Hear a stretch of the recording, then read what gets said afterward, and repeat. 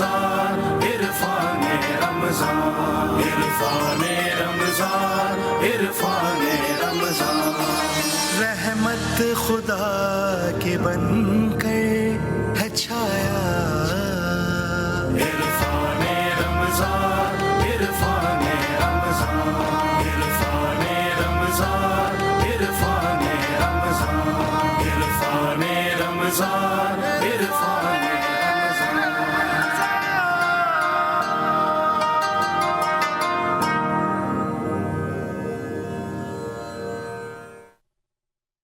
तमाम हम्द उस अल्लाह के लिए जिसकी मिदह तक बोलने वालों की रसाई नहीं, जिसकी नेमतों को गिनने वाले गिन नहीं सकते, न कोशिश करने वाले उसका हक़ अदा कर सकते हैं। दुरूद व सलाम हो मोहम्मद व आले मोहम्मद पर कि जो क़यामत तक आने वाली अवाम उन्नास के लिए मिनाराए नूर हैं, मिनाराए हिदायत हैं। और हमारा सलाम हो रसूल अकरम सल्लल्लाहु अलैहि वसल्लम के उन जानिसार असहाब व अंसार पर कि जिन्होंने अपनी जानों के नजराने पेश करके इस दीन इस्लाम को सरबुलंद व सरफराज किया। अस्सलाम वालेकुम नाज़रीन, आप देख रहे हैं GTV खुसूसी नशरियात इरफान रमज़ान और मैं हूँ आपका मेज़बान वली शेख। आज एक ऐसे टॉपिक के ऊपर डिस्कशन करेंगे कि जो हर साल हमारे मुल्क पाकिस्तान में एक सब्जेक्ट ऑफ डिसएग्रीमेंट होता है, एक सब्जेक्ट ऑफ जैसे कहते हैं कि बार बार तनाज़ा होता है हर साल, और वो है रूयत हिलाल का मसला। और वो ख़ास तौर पे इसका ताल्लुक़ ज़ाहिर सी बात है हमारी ईद से भी है, हमारे रोज़ों से भी है, किस दिन हमें ईद मनानी है, इसके ऊपर हर साल कोई ना कोई मसला सामने पेश आता है, कोई ना कोई बहस होती है। तो आज इसी के ऊपर गुफ्तगू करने के लिए हमारे साथ तमाम मकातिब फ़िक्र से उलमाए दीन मौजूद हैं। उनसे बात करने की कोशिश करेंगे, जानने की कोशिश करेंगे कि ये रूयत हिलाल का मसला असल में है क्या, क्यों हम सिर्फ़ और सिर्फ आँखों से देख कर ही कि ईद का ऐलान करते हैं, रोज़ों का ऐलान करते हैं, किसी महीने का ऐलान करते हैं। हमारे साथ तमाम मकातिब फ़िक्र से उलमाए दीन मौजूद हैं। सबसे पहले मेरे बाई जाने मौजूद हैं मुल्क के नामवर इस्लाम के स्कॉलर, आप किसी भी तारुफ के मोहताज नहीं है, माशाल्लाह हिल्म रखते हैं, बुर्दबारी रखते हैं। आप मरकज़ी जमियत अहले हदीस पाकिस्तान के नायब नाज़िम भी हैं, जनाब अबू इंशा डॉक्टर कारी खलीलुर रहमान जावेद साहब। अस्सलाम वालेकुम। वालेकुम अस्सलाम व रहमतुल्लाहि व बरकातहू। और आपके साथ तशरीफ़ फरमा है मुल्क के नामवर इस्लामिक स्कॉलर, आप जामिअतुर रशीद के सीनियर फैकल्टी मेंबर हैं और आप अल गज़ाली यूनिवर्सिटी के असिस्टेंट प्रोफेसर भी हैं। बहुत ही दलील के साथ गुफ्तगू करते हैं, तहकीक के साथ गुफ्तगू करते हैं, जनाब डॉक्टर मुफ्ती रशीद अहमद खुर्शीद साहब। अस्सलाम वालेकुम। वालेकुम अस्सलाम व रहमतुल्लाह। कारी साहब, आप ही से गुफ्तगू आगाज़ करते हैं। ख़ास तौर पे आजकल फ़ल्कियात बहुत एक्सपर्ट और बहुत सारे हमारे पास जो है ना अब टेक्नोलॉजी आगे जा चुकी है, तो क्या फ़ल्कियाती हिसाब किताब के ज़रिए हम ईद का ऐलान कर सकते हैं? क्या ऐसा करना जायज़ है? बिस्मिल्लाहिर्रहमानिर्रहीम। कुरान मजीद में अल्लाह रब्बुल आलमीन का इरशाद है, यसअलूनका अनिल अहिल्ला कुल हिया मवाक़ीतु लिन्नास वल हज। ये चाँद का जो रोयत हिलाल का सिस्टम अल्लाह ने रखा है, फरमाया ये लोगों के औकात भी इससे मालूम होते हैं और हज वगैरह, इसी तरह औरतों की इद्दत वगैरह, ये सारी चाँद से रिलेटेड है। ये एक अलग बात है कि हमने सिर्फ़ इसको रोज़ों और ईद के चाँद तक महदूद रखा हुआ है, और हमें इख्तलाफ कभी जब भी पता चलता है जब या रोज़ा हो या ईद हो। बाकी 11 महीने इख्तलाफ हमें नज़र ही नहीं आता, या कोई देखता नहीं है या क्या सिलसिला है। हालांकि हर महीना इसी तरह चेक करना चाहिए ताकि हर महीना सही रहे। जहाँ तक ये साइंसी ईजादात और टेक्नोलॉजी का ताल्लुक़ है, ये हमारी हेल्प तो कर सकती हैं, लेकिन हम इस पर डिपेंड नहीं कर सकते। यानी शरीयत ये इजाज़त नहीं देती कि बस एक मिसाल के तौर पर आप हवाई जहाज़ पे बैठें और किसी इतनी ऊंची जगह पे चले जाएं और वहाँ से जाके आप चाँद को देखें। नहीं, आप धरती पे रहें और धरती पे रहते हुए इन्हीं नज़रों से देखें। ये एक अलग बात है कि इन नज़रों को दूरबीन के पीछे रख लें और वो चीज़ जो धुंधली धुंधली नज़र आती है वो उसको वाज़े कर देगी। यानी ये हमारी हेल्पर हो सकती हैं, लेकिन आप बेस उस पर नहीं रख सकते। नबी करीम सल्लल्लाहु अलैहि वसल्लम ने फरमाया सूमू लिरुयतिही व अफ्तिरू लिरुयतिही, कि चाँद देखकर रोज़ा रखो और चाँद देखकर इफ्तार करो, यानी चाँद देखकर ईद पढ़ो। नहीं तो अगर साइंसदान बोलें कि चाँद तो नज़र मुमकिन ही नहीं है, आ ही नहीं सकता, तो फिर और कोई बोले कि ये तो मैंने देख लिया, अगर वो बोलेंगे मुमकिन नहीं है तो हमें नज़र भी नहीं आएगा। और फिर कोई कहे कि नहीं नज़र आ गया, नहीं, कोई उसके लिए भी शरीयत ने हदबंदियाँ रखी हैं कि कोई अगर कहता है तो फिर तुम्हें क्या करना है, आया उसकी बात माननी है नहीं, उसके लिए शरीयत ने शराइत रखी हैं, गवाही की भी शराइत रखी हैं, उस पर परखा जाएगा, देखा जाएगा। ऐसा होता है کہ ہم 10 بندے ہیں، 10 کو نظر نہیں آیا، ایک کو نظر آ گیا، لیکن وہ دکھاتا یار دیوار کے اس کونے سے وہ درخت کے بیچ میں اس طرف دیکھو وہ نظر آ رہا ہے، پھر ایک دو ہم میں سے اوروں کو بھی نظر آ جاتا ہے۔ تو اس طرح وہ کیا جا سکتا ہے، لیکن صرف سائنس یہ کہہ دے کہ فلاں تاریخ کو چاند نظر آئے گا، اب ہم بولیں ٹھیک ہے جی فلاں تاریخ کو رمضان کا روزہ ہے، پھر وہ بول دیں کہ جی پورا کیلنڈر بنا دے جس طرح شمسی کیلنڈر بنا ہوا ہے، تو یہ شریعت اس کو نہیں مانتی۔ بعض دفعہ چاند دو چاند تین چاند 29 کے بھی ہو سکتے ہیں، بعض دفعہ دو تین 30 کے بھی ہو سکتے ہیں، بعض ایک 29 کا ایک 30 کا ایسا بھی ہو سکتا ہے۔ 29 سے کم نہیں ہوتا، 30 سے زیادہ نہیں ہوتا۔ اللہ کے رسول نے فرمایا 29 کو دیکھو، چاند تلاش کرو، فَإِن غُمَّ عَلَيْكُمْ، اور اگر تم پر بادل چھا جائیں اور چاند نظر آنے کے کوئی چانس نہ ہوں تو فرمایا فَأَكْمِلُوا الْعِدَّةَ 30، پھر فرمایا 30 دن اس مہینے کے پورے کر لو، ٹھیک، اور پھر آگے 30ویں دن پھر نہیں دیکھنا ہے، اس لیے کہ یہ یقینی ہو گیا کہ 30 سے اوپر مہینہ نہیں ہوتا، اور ہم نے وہ یقین والی شک جو ہے وہ پوری کر دی۔ تو اسلام ہمیں شک میں نہیں رکھتا، کسی بھی مسئلے میں، چاند کے مسئلے میں بھی شک نہیں رکھا۔ 29 کو شک تھا، لیکن اس کے جب نہیں نظر آیا تو 30 دن پورے کرا کے اس شک کو یقین میں بدل دیا کہ اب ہو گیا۔ پھر رسول اللہ صلی اللہ علیہ وسلم نے اس بات کو اتنا وضاحت کے ساتھ بیان کیا کہ مثال کے طور پر ہم نے 29 کو دیکھا، چاند نظر نہیں آیا، اور 30 دن ہم نے پورے کر لیے۔ اب 30 کے بعد جب ہم نے روزہ رکھا اور رات کو بادل نہیں تھے شام کو، اور ہم نے دیکھا کہ چاند موٹا نظر آ رہا ہے، تو اللہ کے رسول نے فرمایا اب یہ تکے نہیں لگاؤ کہ یہ دوسری کا چاند ہے، یعنی اب یہ قیاس رائیاں نہیں کرو کہ یہ دوسری کا چاند ہے، اسی کو پہلی ہی کا سمجھو۔ اچھا، یعنی شریعت نے شک سے ہر طرح سے ہمیں روکا ہے اور یقینی صورت کو اختیار کرنے کا ہمیں حکم دیا ہے۔ تو اس لیے رسول اللہ صلی اللہ علیہ وسلم نے ایسے کوئی ابہام، ایسا کوئی اشکال نہیں چھوڑا، بلکہ حضرت ابن عباس رضی اللہ تعالیٰ عنہ، مسلم کی روایت ہے، ان کے غلام تھے قریب رضی اللہ تعالیٰ عنہ، ان کو انہوں نے کسی کام سے ملک شام بھیجا جہاں حضرت معاویہ رضی اللہ تعالیٰ عنہ کی اقتدار تھا۔ وہاں جب گئے تو اتفاق سے رمضان آ گیا، اور وہ جمعے کا دن تھا، شام کو ان کو چاند دکھا، جی، رمضان کا چاند جمعے کو شام کو دکھا۔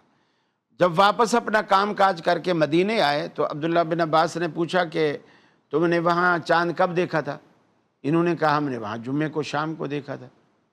عبداللہ بن عباس نے کہا کہ ہم نے تو یہاں ہفتے شام کو دیکھا تھا، گویا ہمارا اتوار کو پہلا روزہ تھا، ان کا ہفتے کو پہلا روزہ تھا، ایک دن کا گیپ ہے۔ تو حضرت قریب نے پوچھا حضرت عبداللہ بن عباس سے، کیا تمہارے لیے شام کی رؤیت کافی نہیں ہے؟ انہوں نے کہا نہیں، اس لیے کہ اللہ کے رسول نے ہمیں کہا سوموا لرؤیتہ وافطروا لرؤیتہ۔ ٹھیک ہے، ان کو نظر آیا، ان پر حجت قائم ہو گئی۔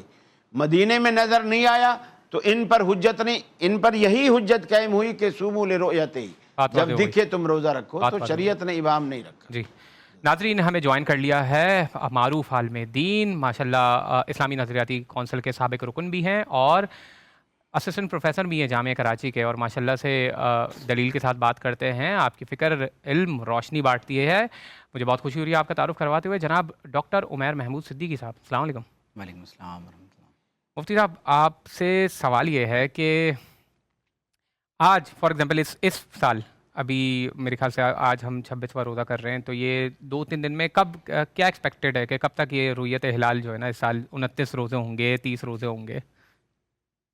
بسم اللہ الرحمن الرحیم۔ سب سے پہلے تو میں رؤیت ہلال کے حوالے سے کچھ عرض کرنا چاہتا ہوں۔ جیسے قاری صاحب نے بات کی، قرآن کریم اور احادیث سے جو ہمیں معلوم ہوتا ہے وہ یہی ہے کہ شریعت میں جو معیار بنایا گیا ہے وہ یا تو رؤیت کو بنایا گیا یا گواہی کو۔ یعنی گواہی کا مطلب یہ ہے کہ وہ گواہ دیکھے گا، وہ آپ کو اطلاع دے گا، تو آپ قاضی اس کی بنیاد پہ فیصلہ کرے۔ تو رسول اللہ صلی اللہ علیہ وسلم کی زندگی میں ایسے واقعات بھی ہیں کہ آپ کے سامنے کسی نے آ کے گواہی دی، آپ نے اس کی صحابی کی گواہی کو ایکسیپٹ کیا اور آپ نے رمضان کا یا عید کا فیصلہ فرما دیا۔ تو معیارات تو شریعت میں یہ دو ہی ہیں کہ یا تو خود دیکھ لے انسان یا کوئی معتبر گواہ آ کے گواہی دے دے اور اس کی گواہی کو لے لیا جائے۔ سائنسی تحقیقات کے اندر اس میں اس چیز کو دیکھنا چاہیے کہ سائنس کی جو تحقیقات ہیں وہ دو طرح کی ہوتی ہیں۔ ایک تحقیقات یا سائنس کی کچھ چیزیں وہ ہیں جو قطعیات کا درجہ رکھتی ہیں، یعنی قطعی چیزیں ہیں۔ قرآن کریم میں آتا ہے نا الشمس والقمر بحسبان، کہ سورج چاند یہ سب ایک حساب کتاب سے چلتے ہیں. مثال کے طور پر کہ سورج طلوع کس وقت ہوگا، غروب کس وقت ہوگا، اسی طرح چاند طلوع کس وقت ہوگا، غروب کس وقت ہوگا. اب مثال کے طور پر ہم جو یہ کہتے ہیں کہ نیو مون یا چاند کی پیدائش، اب چاند کی پیدائش کا جو وقت ہے وہ پوری دنیا میں ایک ہی لمحہ ہوتا ہے جس میں چاند کی پیدائش ہوتی ہے، جس کو نیو مون کہا جاتا ہے. اب یہ ایسا یونیورسل ٹروتھ یا ایسی ریالٹی ہے کہ یہ قطعی حیثیت رکھتی ہے کہ اس وقت چاند کی پیدائش ہوتی ہے اور پوری دنیا میں اس کا وہی وہ لمحہ ہوتا ہے. یہ الگ بات ہے کہ ملک کے ٹائم کوئی 5 گھنٹے آگے، کوئی 6 گھنٹے آگے، وہ اوقات مقامی اوقات تبدیل ہوتے رہتے ہیں، وقت وہی ہوتا ہے. تو اچھا، کچھ چیزیں سائنس کی ایسی ہیں جو ظنی ہیں، یعنی ظنی کا مطلب یہ کہ انہوں نے کچھ ایسے مشاہدات کیے، مثال کے طور پر کہ چاند افق سے کتنے درجے بلند ہوگا تو وہ ویزیبل ہوگا یا اس کو دیکھا جا سکے گا. اب اس میں کسی کا مشاہدہ یہ ہے کہ بھائی چاند اگر مثال کے طور پر 10 درجے اونچا ہے تو وہ دیکھا جا سکے گا، کسی کا مشاہدہ ہے کہ 14 درجے اونچا ہوگا تو وہ دیکھا جا سکے گا. اسی طرح چاند کی عمر کتنی ہوگی تو وہ قابل رؤیت ہوگا یا ویزیبل ہوگا. اب کسی نے کہا کہ بھئی کم از کم 18 گھنٹے عمر ہوگی تو چاند دیکھا جا سکتا ہے، کسی نے کہا نہیں 20 گھنٹے، کسی نے کہا 22 گھنٹے. یہ وہ چیزیں جو اختلافی چیزیں ہیں. اب اس میں جو سائنس کی وہ چیزیں جو قطعیات کا درجہ رکھتی ہیں، اب اگر کوئی گواہی اس کے منافی آتی ہے، مثال کے طور پر چاند کی پیدائش ہی نہیں ہوئی، ٹھیک ہے، یعنی چاند پیدا ہی نہیں ہوا، نیو مون ہی نہیں ہے، اور کوئی آدمی آ کے یہ کہتا ہے کہ بھائی میں نے چاند دیکھ لیا، تو ظاہر ہے کہ اس کا مطلب یہ کہ اس سے کوئی غلط فہمی ہو رہی ہے. اس کو وجہ اس کی کہ جب چاند کی پیدائش نہیں ہوئی تو اس کا مطلب یہ چیز ممکن ہی نہیں ہے. تو پھر اس سے سوالات کیے جائیں گے، اس کا جس کو کہتے ہیں نا تزکیہ کیا جائے گا، جر و تعدیل کی جائے گی. تو بھائی تم نے چاند کہاں دیکھا ہے، کتنے بجے دیکھا ہے؟ اس لیے کہ جب سورج غروب ہوتا ہے، چاند جب پیدا ہی نہیں ہوا، تو اس کا مطلب تو یہ ہے کہ اب اس کی جو ٹائمنگ ہے اس میں بہت فرق ہے. بعض اوقات یہ ہوتا ہے کہ چاند کی عمر بہت کم ہوتی ہے. مثال کے طور پر ابھی جو ہمارا 2025 کا جو عید کا چاند ہے، تو 28 رمضان کو اس کی سورج غروب ہونے کے وقت اس کی جو عمر ہے وہ تقریباً 3 گھنٹے ہے. یعنی سورج غروب ہوتے وقت چاند کی جو عمر ہے وہ 3 گھنٹے ہے، اور یہ دنیا کے کسی بھی معیار کے مطابق یہ چاند ویزیبل نہیں ہو سکتا. ٹھیک ہے، یعنی 28 کو جو چاند ہے.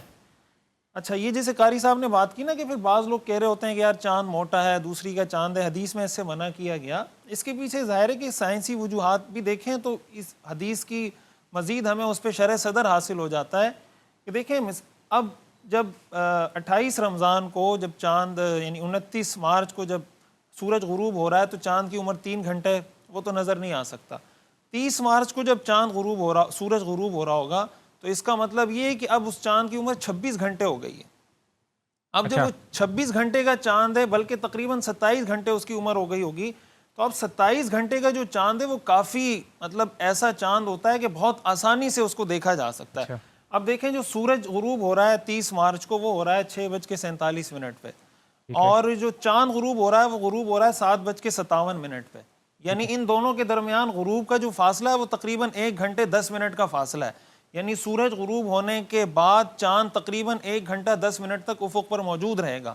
اس وجہ سے اس 2025 میں جو چاند کی صورتحال ہے، تقریباً پوری آباد دنیا کے اندر جتنے یعنی ایسے معیارات ہیں جس پر اعتماد کیا جاتا ہے رؤیت ہلال کے معاملے میں، وہ سب معیارات تقریباً اس پر متفق ہیں کہ اس دفعہ پوری آباد دنیا کے اندر جو عید ہے بظاہر وہ ایک ہی دن ہوگی.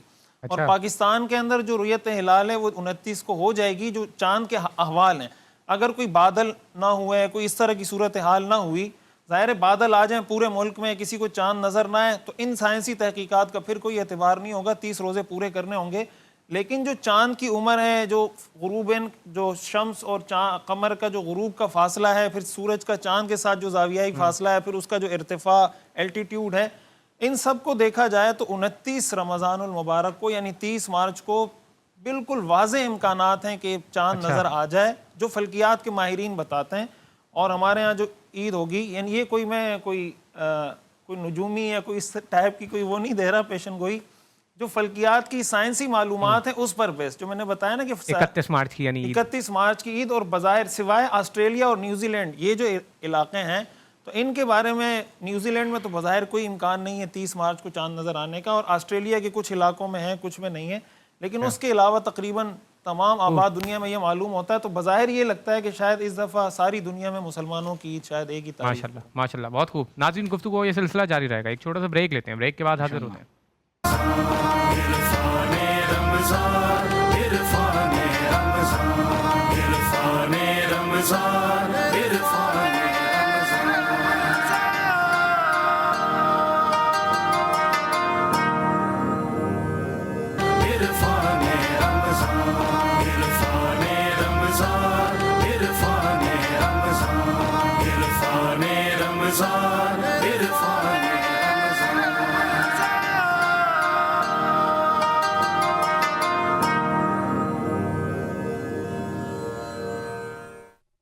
السلام علیکم ناظرین، جی ٹی وی خصوصی نشریات عرفان رمضان میں ایک بار پھر خوش آمدید. اور ہمیں جوائن کر لیا ہے ملک کے نامور اسلامک اسکالر.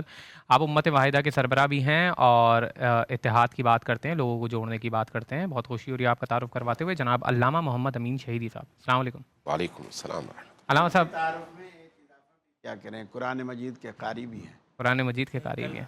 ہاں کل کیا تھا میں نے. علامہ صاحب، رویت ہلال کے حوالے سے ہماری شریعت میں بہت زیادہ اس کے اوپر زور دیا گیا ہے، اہمیت دی گئی ہے. خاص طور پہ پاکستان میں ایسا ہوتا ہے کہ بعض شہروں میں کچھ لوگ ہوتے ہیں وہ کہتے ہیں کہ دکھ جاتا ہے. تو کیا یہ ضروری ہے کہ پورے ملک میں ایک ہی وقت میں ایک ہی دن عید منائی جائے؟ دیکھیے، شرعی معاملات میں ہم بسم اللہ الرحمن الرحیم شرعی معاملات میں ہم شریعت کے احکام کے تابع ہیں. نہ اس سے ایک قدم آگے بڑھا سکتے ہیں نہ ایک قدم پیچھے. ہاں، شریعت نے خود اگر گنجائش رکھی ہو تو اس گنجائش کے اندر رہتے ہوئے ہمیں راہیں تلاش کرنی چاہیے. بعض موضوعات ایسے ہیں جن میں صراحت کے ساتھ ایک حکم آیا ہے کہ یہ چیز اس وقت ثابت ہوگی جب یہ شرائط اس کی موجود ہوں. رویت ہلال میں جتنی بھی احادیث ہیں وہ یہ بتاتی ہیں کہ آپ آنکھ سے چاند کو دیکھ کر روزہ رکھیں گے اور آنکھ سے چاند کو دیکھ کر آپ افطار کریں گے یا عید منائیں گے. یہ احادیث میں آیا اور تمام احادیث میں موجود ہے تمام مسالک. اب آنکھ سے دیکھنے کا مطلب کیا ہے، اس میں پھر تشریحات میں اختلافات موجود ہیں. لہٰذا یہ جو فتاوا میں اختلافات جنم لیتے ہیں وہ اس بنیاد پر لیتے ہیں کہ کوئی شخص کہتا ہے بھئی اگر میں عدسے سے دیکھ رہا ہوں، دوربین سے دیکھ رہا ہوں، تو وہ بھی تو آنکھ ہی ہے. بعض اس پر اختلاف کرتے ہیں کہ نہیں، یہ آنکھ تو ہے لیکن دکھانے کا جو سبب ہے وہ آپ کی آنکھ نہیں ہے بلکہ وہ مصنوعی آنکھ ہے جس نے آپ کی آنکھ کو چاند کو سامنے لا کر دکھایا ہے. لہٰذا یہاں پر پھر فتاوا میں اختلاف پیدا ہو جاتا ہے. اس لیے جو اس بات کے قائل ہوں گے وہ کہیں گے بھئی آنکھ سے جب تک نہ دیکھو نہ روزہ رکھ سکتے ہو نہ عید منا سکتے ہو. جو اس بات کے قائل ہوں گے وہ اس کے برعکس فتویٰ دیں گے. جہاں تک ایک شہر اور دوسرے شہر کے درمیان چاند کے دیکھنے کے حکم کے لاگو ہونے کا تعلق ہے، اگر دو شہر ایسے ہیں جن کے افق ایک ہی ہیں، اس صورت میں اکثر فقہا کہتے ہیں بھئی ادھر کا چاند ادھر کے لیے ثابت ہے. اب پاکستان میں اگر آپ شمال سے جنوب تک آئیں تو رات اور دن سب میں مشترک ہے. بہت زیادہ اگر فرق ہوگا تو وہ آدھے گھنٹے کا فرق ہوگا. اچھا علامہ صاحب، آپ خاص طور پہ رویت کے حوالے سے بات کریں. ایک سوال اور جو آیا ہے وہ یہ کہ بعض اوقات خاص طور پہ یہ دیکھا گیا ہے کہ کچھ فقہا یعنی خاص طور پہ مکتب تشیع سے تعلق رکھنے والے لوگ یہ کہتے ہیں کہ وہ مراجع کی طرف سے ان کی جو مجتہدین ہیں ان کی طرف سے جو ہے وہ فتویٰ آ گیا ہے کہ آج عید منانی ہے. حالانکہ انہوں نے تو ظاہر سی بات ہے وہ تو کسی اور شہر میں رہتے ہیں، ملک میں رہتے ہیں. تو کیا ان کے کہنے پہ منائی جا سکتی ہے؟ کیونکہ رویت ہلال کمیٹی میں تو آپ کے بھی اس کی شرائط ہے نا، شرائط ہیں. دیکھیں، چاند ثابت ہونے کے لیے آپ کی آنکھ کا دیکھنا ضروری ہے. اگر آپ خود نہ دیکھ سکیں تو لوگ گواہی دیں کہ ہم نے چاند دیکھا ہے. اگر لوگ گواہی دیں تو اس میں بعض لوگوں نے شرط رکھی ہے کہ جو دیکھنے والے ہیں ان میں کم از کم 2 عادل گواہ موجود ہوں. چند جھوٹے لوگ مل کر کہیں کہ ہم نے چاند دیکھا ہے تو اس کا دیکھنا کافی نہیں ہے یا اعلان کافی نہیں ہے. اور اس طرح کے واقعات ہوتے ہیں، یہ آپ کو بھی پتہ ہے، پاکستان کے اندر تو بڑے اس طرح کے واقعات ہوئے. اب اگر ایک جمع غفیر نے دیکھا ہے تو وہاں پر پھر جب سب نے دیکھا ہے پھر آپ کو مشکل نہیں ہوتی. لیکن اگر 2 بندے 4 بندے 5 بندے ملتے ہیں جنہوں نے دعویٰ کیا کہ ہم نے دیکھا ہے، اگر ان کے بیانات میں اختلاف ہے تو چاند ثابت نہیں ہوگا. اچھا، اختلاف نہ ہو، سب ایک ہی نوعیت کے ساتھ، ایک ہی اینگل کے ساتھ، ایک ہی زاویے میں دیکھنے کا دعویٰ کریں اور پوچھنے والے کے لیے ثابت ہو کہ سب ایک طرح کی بات کر رہے ہیں، ایک دوسرے کے ساتھ ان کا پہلے سے کوئی توافق نہیں ہے، اس صورت میں چاند ثابت ہوگا. لہٰذا اگر ایک جمع غفیر کہے تب بھی کوئی مسئلہ نہیں ہے. اب اگر یہ سب نہیں ہے، حاکم شرع، شرعی حاکم، اگر اس کے لیے چاند ثابت ہو، چونکہ وہ بھی اپنے کارندوں کے ذریعے سے اس کام کو انجام دے سکتا ہے.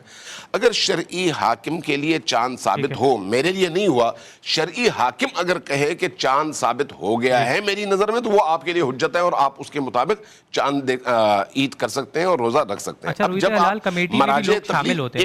جب آپ مراجع تقلید کی اور مجتہدین کی بات کرتے ہیں تو مکتب اہل تشیع میں مراجع تقلید کو حاکم شرعی مانا جاتا ہے، حاکم عرفی نہیں. حاکم شرعی، اس لیے کہ اللہ کی شریعت کے وہ پاسبان ہیں اور وہی آپ کو اللہ کی شریعت کا حکم بتائیں گے. لہٰذا اگر ان کے لیے کوئی اس طرح کا مورد آئے جہاں پر چاند ثابت ہو تو آپ اس کو قبول کریں گے. اب جہاں تک ریاست کی طرف سے بنائی گئی ان کمیٹیوں کا تعلق ہے جن کو آپ رویت ہلال کی کمیٹی کہتے ہیں، اس کی شرعی حیثیت اگر رویت ہلال کمیٹی میں سچے لوگ موجود ہوں، حکومت کی وجہ سے نہ کرتے ہوں بلکہ خود اپنے دینداری کی وجہ سے چاند دیکھ کر اعلان کرتے ہوں. اگر آپ کو یاد ہو پچھلے سالوں میں ایسا ہوا ہے اسی ملک کے اندر کہ چاند کا اعلان کر دیا گیا جبکہ اس کی کمیٹی کے لوگ اسی اعلان کے دوران ٹیلی فون پہ بتا رہے تھے اور یہ لائیو نشر ہو رہا تھا کہ نظر کچھ نہیں آیا لیکن اوپر سے دباؤ ہے ہمیں اعلان کرنے کا. یہ آپ کے قومی چینلز میں یہ بتایا گیا. جب کمیٹیاں اس طرح کی ہوں تو ان کمیٹیوں کی ایک پیسے کی قیمت نہیں ہے. جب تک وہ کمیٹیاں آزاد نہ ہوں، آزاد اور جو شرعی تقاضے ہیں ان کے مطابق اس حکم کا اجرا نہ کریں. اچھا، اس میں شیعہ علماء بھی ویسے شامل ہوتے ہیں؟ شیعہ اور سنی کی بات ہے ہی نہیں نا یہاں پر. بات یہ ہے کہ چاند دیکھنے کے لیے جو کمیٹی بنائی جاتی ہے وہ سچے اور صادق لوگوں پر مشتمل ہو. ایسے لوگ نہ ہو جو جھوٹ بولتے ہوں، ایسے لوگ نہ ہو جو صرف اپنی تنخواہ حلال کرنے کے لیے یا ٹکٹ حلال کرنے کے لیے یا ہوٹل کا ایک روم حلال کرنے کے لیے اللہ کے حکم میں تبدیلی کر کے حاکم کے حکم کے مطابق چاند کا اعلان کریں، چاہے وہ عید کی چاند ہو یا پھر جو ہے رمضان المبارک کا چاند ہو. اگر ایسا نہ ہو پھر کوئی مسئلہ نہیں ہے. اس میں شیعہ سنی کا مسئلہ نہیں ہے، مسئلہ یہ ہے کہ اس کی دیانت کتنی ہے. لہٰذا اس چیز کو دیکھنے کی ضرورت ہے کہ جو چاند دیکھ رہا ہے اس میں یہ شرائط موجود ہیں یا نہیں ہیں. بات واضح ہو گئی ہے. اچھا، ایک اور چیز یہ کہ اگر رویت ہلال کمیٹی کی طرف سے کوئی ایک بیان آ جائے اور ایک بیان آ جائے وہاں سے، دونوں میں تضاد ہو، تو وہی کنڈیشنز جو آپ بتا رہے ہیں وہی دیکھی جائیں گی. دیکھیں شرائط شرط ہے، شرائط معیار وہ شرائط ہیں، شرعی شرائط. اگر وہ شرعی شرائط موجود ہیں، یہاں پر فرض کریں ساری دنیا نے چاند دیکھا ہے، حاکم کہے نہیں دیکھا تو قبول نہیں ہے جب سب کے لیے ثابت شدہ چیز ہے. ٹھیک ہے، لیکن اگر ساری دنیا کہے نہیں دیکھا اور حاکم شرع کہے نہیں میرے لیے ثابت شدہ ہے، وہ آپ کے لیے حجت ہے. وہ معیارات ہیں نا، ان معیارات کے مطابق آپ کو دیکھنا ہوگا. بات واضح ہو گئی ہے، بہت شکریہ. ڈاکٹر صاحب آپ سے رویت ہلال کے حوالے سے کہ یہ ہم یعنی اتنی ٹیکنالوجی جب بڑھ چکی ہے، خاص طور پہ جب اس کے ماہرین ہمیں کہتے ہیں کہ آج چاند نہیں دکھا، ہم دوسروں کی پھر یعنی ہم صرف اور صرف ٹیکنالوجی کی بنیاد کے اوپر یہ کیوں نہیں ڈیسائیڈ کر سکتے کہ چاند آج دکھ جائے گا، ہاں کل دکھ جائے گا، کل ہو جائے گی، 30 روزے ہوں گے، 29 روزے ہوں گے، پہلے سے ڈیسائیڈ کیا جا سکتا ہے؟ بسم اللہ الرحمن الرحیم. قرآن مجید میں اللہ تعالیٰ نے جہاں رمضان المبارک اور روزوں کے احکام شرع بیان فرمائے ہیں تو سورۃ البقرہ میں روزہ اور رمضان کے مسائل بیان کرنے کے فوراً بعد اللہ فرماتا ہے کہ یسألونک عن الاہلہ، یہ لوگ آپ سے چاند کے بارے میں سوال کرتے ہیں. قل ہی مواقیت للناس والحج، آپ فرما دیجئے کہ یہ لوگوں کے لیے اوقات کو مقرر کرنے کا طریقہ اور حج کے ایام کو مقرر کرنے کا اللہ نے ایک میزان مقرر فرما دیا ہے. اور قرآن مجید میں سورۃ القمر کے نام سے اللہ تعالیٰ نے دمون پوری ایک سورت قرآن مجید میں نازل فرمائی ہے. نبی کریم صلی اللہ علیہ وآلہ وسلم نے شریعت میں جو ہمیں پیمانہ عطا فرمایا ہے تو ہمیں شریعت کے ان تقاضوں کو پورا کرتے ہوئے ہی اپنے رمضان کے روزوں کا آغاز کرنا ہے اور عید الفطر کا آغاز کرنا ہے. میں یہاں پر دو باتیں کہنا ضروری سمجھتا ہوں. پہلی بات تو یہ کہ جس طرح کسی بھی ملک میں مائنورٹیز کے ریلیجیس رائٹس کو پروٹیکٹ کیا جاتا ہے اور وہ اپنے مذہب کے مذہبی شعار کے طور پر جس چیز کا بھی اعلان کرتے ہیں، تقاضا کرتے ہیں، لوگ اس کو بطور حق تسلیم کر کے ادا کرنا چاہتے ہیں، تو میں یہ گزارش کرنا چاہوں گا کہ چاند کا دیکھنا اور اس کی رویت اور شہود کے ساتھ افطار یا روزے کا اعلان کرنا یہ میجورٹی کا ریلیجیس رائٹ ہے. لہٰذا وہ لوگ جو خالصتاً ہیومن رائٹس ڈسکورس میں بات کرتے ہیں تو انہیں چاہیے کہ وہ میجورٹی کے بالکل ریلیجیس فریڈم اور رائٹس پر اعتراض نہ کریں. یہ کسی بھی طور پر ان کا حق نہیں. دوسری بات یہ ہے کہ اصل پرابلم شرعی طور پر بھی سمجھنے کی ضرورت ہے، وہ ایگزسٹنس آف مون نہیں ہے. بعض لوگ یہ سمجھتے ہیں کہ جناب چاند کا، بھائی چاند تو ہر وقت افق کے اوپر موجود ہے، یہ تو ہو نہیں سکتا کہ چاند کہیں دنیا میں غائب ہو جائے. تو ایگزسٹنس آف مون پرابلم نہیں ہے، نہ ہی برتھ آف مون پرابلم ہے. برتھ آف مون کیا ہے؟ جب سورج اور چاند ایک ہی لائن میں آ جاتے ہیں اور اجتماع سورج اور چاند ایک مقام پر ہوتا ہے، اسے محاق کہتے ہیں. اور جو ہی سورج اور چاند جو ہے وہ سورج سے ہٹنا شروع ہوتا ہے تو اسے برتھ آف مون کہا جاتا ہے. اور یہ بات بہت تفصیلی طور پر ہو چکی ہے کہ جو ابھی حال ہی میں آپ دیکھیے کہ اسپارکو نے یہ اعلان کیا ہے، اور عالم میں پہلے بھی کہہ چکا ہوں کہ غیب کا عالم بھی اللہ ہے اور عالم شہادت کا عالم بھی اللہ. یہ دونوں علم اللہ تعالیٰ نے ہی انسانوں کو عطا فرمائے. ماں کے پیٹ میں کیا ہے، بارش کب برسنے والی ہے، سورج چاند کے حساب کتاب گردشیں، یہ سارے علم اللہ کے پاس ہیں، لیکن اللہ تعالیٰ جسے چاہتا ہے یہ علم عطا فرما دیتا ہے. تو اب آپ دیکھیے کہ چند سائنسدان جو اسپارکو میں بیٹھے ہوئے ہیں وہ آپ کو یہ بتا رہے ہیں کہ جدید سائنسی آلات سے یہ بات معلوم ہو رہی ہے کہ جب ہم چاند کی منزلوں کی کیلکولیشنز کر رہے ہیں، منازل قمر کو ہم جان رہے ہیں، تو یہ بات معلوم ہو رہی ہے کہ یہ امکان ہے کہ 29 مارچ کے بعد آپ سورج غروب ہونے کے بعد چاند کو، یعنی آپ دیکھیں گے کہ چاند کی پیدائش ہو چکی ہے، 30 مارچ کو چاند دیکھا جا سکتا ہے. ٹھیک ہے، یہ بات کہی جا رہی ہے. تو یہ وہ کس بنیاد پر کہہ رہے ہیں کہ ان کو جو علم سائنسی طور پر عطا ہوا ہے وہ اس بنیاد پر یہ بات کہہ رہے ہیں. تو جدید سائنس کے ان تمام علوم سے ہم استفادہ کرتے ہیں. رویت ہلال کمیٹی میں اس کی زونل جو جتنی کمیٹیز ہوتی ہیں ان تمام کے ساتھ مرکزی رویت ہلال کمیٹی میں سائنسدان موجود ہوتے ہیں. ایسا نہیں ہوتا کہ مفتی صاحب جو ہے وہ یا رویت ہلال کمیٹی کے چیئرمین وہ صرف اپنے چشمے کے ساتھ دیکھنے کے عادی ہوتے ہیں. یعنی پھر کوئی یہ بھی کہہ سکتا ہے کہ جناب آپ چشمہ کیوں استعمال کر رہے ہیں؟ تو بھائی ہم چشمہ استعمال کریں گے کیونکہ لوگوں کی اپنی اپنی بینائی دیکھنے میں اپنے اپنے جو ہے وہ نظر کے اختلافات ہوتے ہیں. تو ٹیلیسکوپ میں چاند دیکھا جاتا ہے، سائنسدانوں سے پورا بھرپور استفادہ کیا جاتا ہے. اور اگر وہ یہ بتا دیں کہ آج افق پر چاند نظر آنے کا امکان نہیں ہے، چاند کی عمر اتنی کم ہے کہ آپ نیکڈ آئی سے آپ چاند دیکھ ہی نہیں سکتے، تو ظاہر ہے کہ شریعت نے جو معیار شہود اور رویت کو قرار دیا ہے تو اسی کا اعتبار ہوگا. اور ایک بات میں بہت امپورٹنٹ یہاں کہنا چاہوں گا، آپ غور کیجئے کہ جدید دور میں ان چاند کی منازل کو دیکھنے کے لیے آپ کو موبائل فونز کی ضرورت ہے. انٹرنیٹ چاہیے، بجلی چاہیے، موبائل فونز چاہیے، آپ کو ٹیلی ویژن اور ریڈیو پر اعلان ہونے کے لیے اس کے اپنے آلات چاہیے. لیکن اللہ کے رسول صلی اللہ علیہ وآلہ وسلم نے آپ کو ایک ایسا طریقہ بتا دیا ہے، آپ میدانوں میں ہوں، جنگلوں میں ہوں، پہاڑوں میں ہوں، جنگ میں ہوں، امن میں ہوں. آپ غزہ میں دیکھیے تو غزہ کے لوگ کیا ابھی آپ کے یہ انٹرنیٹ کے ذریعے سے چاند دیکھنے کا وہ اعتبار کریں گے؟ وہ اپنی نیکڈ آئی سے براہ راست چاند دیکھ رہے ہیں. تو گویا کہ اللہ تبارک و تعالیٰ نے شریعت کا ایک ایسا پیمانہ آپ کو قیامت تک کے لیے دے دیا ہے کہ آپ کسی کے محتاج نہیں ہوں گے. آپ مغرب کی سمت میں اگر چاند کی رویت کا امکان ہوگا تو چاند دیکھ لیں گے. اور سوموا لرؤیتہ وافطروا لرؤیتہ. تو میں اس کو یہاں پر کنکلوڈ کرنا چاہوں گا کہ اگر ہمارا میڈیا، میں گزارش کروں گا کہ اگر ہمارا میڈیا یہ اہتمام کر لے کہ وہ لوگ جو ملک کے مختلف خطوں میں جان بوجھ کر فساد پیدا کرتے ہیں اور چاند دیکھنے کا اعلان کر دیتے ہیں. بھائی پاکستان میں رویت ہلال کمیٹی میں علماء موجود ہیں. وہ رویت ہلال کی کمیٹی باقاعدہ طور پر ریاستی سپرویژن میں کام کرتی ہے. ان کے پاس جو سائنسی آلات یا معلومات کا ایکسس ہوتا ہے وہ عام آدمی کے پاس نہیں ہوتا.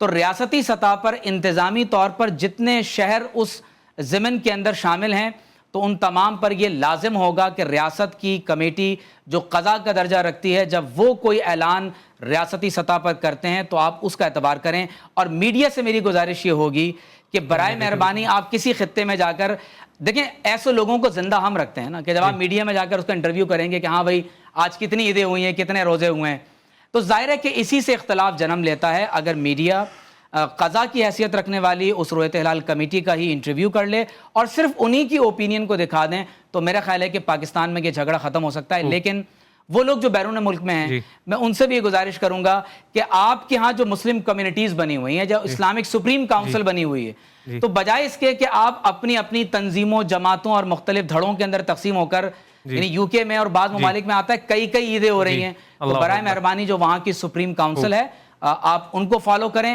تاکہ امت مسلمہ میں ایک بہتر انداز سے چیز سامنے آ سکے. اور وہ لوگ جو بار بار یہ تمنا کرتے ہیں پوری دنیا میں ایک عید ہونی چاہیے، تو بھائی پوری دنیا میں نہ نمازیں ایک وقت میں ہو سکتی ہیں اور نہ پوری دنیا کے اندر چاند اور روزہ ایک وقت میں ہو سکتا ہے. خلافت راشدہ کے دور میں تو 3 بر اعظموں تک حکومت پھیلی ہوئی تھی، وہاں عید اور روزہ کیسے رکھا جاتا تھا. تو ان باتوں پر غور کرنے کی بات ہو گئی. ناظرین ایک چھوٹا سا بریک لیتے ہیں، بریک کے بعد حاضر ہوتے ہیں.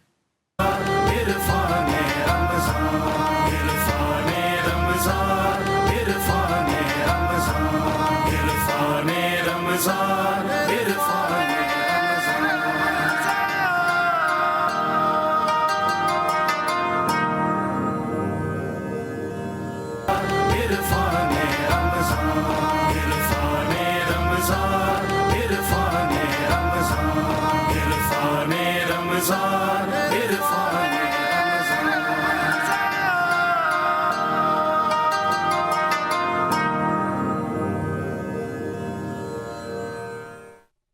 خوش آمدید ناظرین، پروگرام الف لام میم عرفان رمضان میں ایک بار پھر خوش آمدید۔ چلتے ہیں واٹس ایپ کے سوالات کی طرف، بسم اللہ۔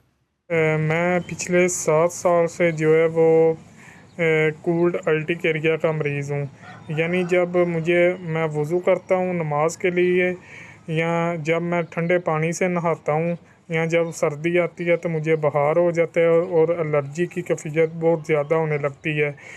7 سال ہو گئے ہیں، میرا علاج چل رہا ہے۔ تو کینڈلی میں ان سے یہ پوچھنا چاہتا ہوں کہ میں نماز کے لیے وضو کیسے کروں؟ مثلاً ٹھنڈے پانی سے وضو کروں تو مجھے یہ مسئلہ جو ہے وہ الرجی کا فوری طور پر شروع ہو جاتا ہے۔